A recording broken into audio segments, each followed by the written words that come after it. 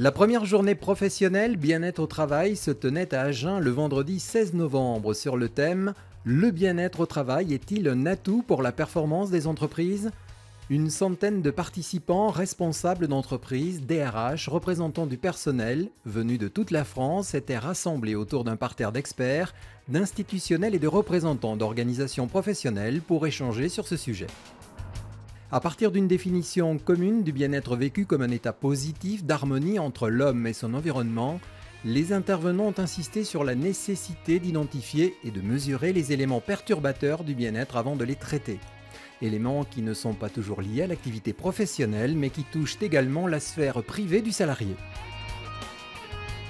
Parmi les suggestions avancées, la restauration du dialogue social, la formation des dirigeants et de l'encadrement intermédiaire, mais aussi le retour de la confiance dans l'entreprise. À partir d'exemples concrets de plans bien-être mis en place dans de grandes entreprises ou dans des TPE, ainsi que d'ateliers thématiques, les participants ont pu repartir avec des pistes de travail très concrètes à mettre en place dans leur organisation dès le lendemain. Cette journée était également l'occasion de dévoiler les résultats de la 3e enquête nationale de l'OVAT, l'Observatoire de la vie au travail, réalisée par le cabinet Mars Lab. La teneur du vécu au travail des salariés français se résume de la façon suivante.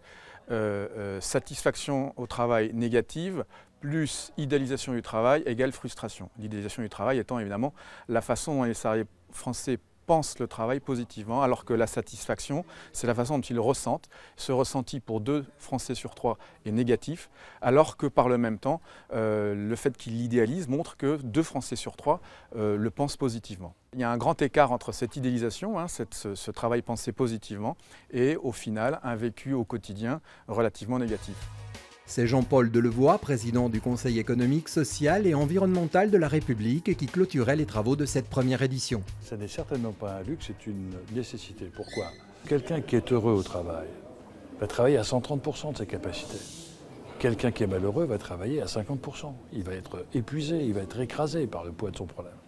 Et donc nous avons absolument besoin aujourd'hui de réfléchir que la force d'une entreprise, ce n'est pas uniquement ses ressources capitalistiques, ni même ses prouesses techniques. C'est la capacité de mobiliser de façon collective toute une série de talents individuels.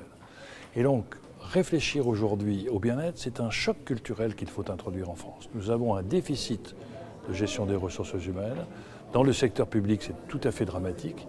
Mais en même temps, culturellement, si vous prenez une femme canadienne qui voit partir son mari au travail, elle lui dira « enjoy, belle journée ». La femme française dira « bon courage ». Donc on voit bien qu'on considère le travail comme une contrainte, généralement comme une souffrance, et que le vrai luxe pour les salariés, c'est de dire quel chance j'ai de venir travailler aujourd'hui parce que j'ai du plaisir à y être. Si ici, dans ce pays de rugby, on met en avant la 3e mi-temps, c'est parce que vous ne pouvez pas faire bien jouer au rugby une équipe si les joueurs se sentent mal dans l'équipe.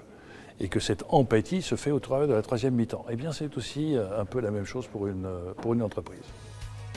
Fort de ce succès, les organisateurs ont d'ores et déjà programmé la 2e journée professionnelle bien-être au travail.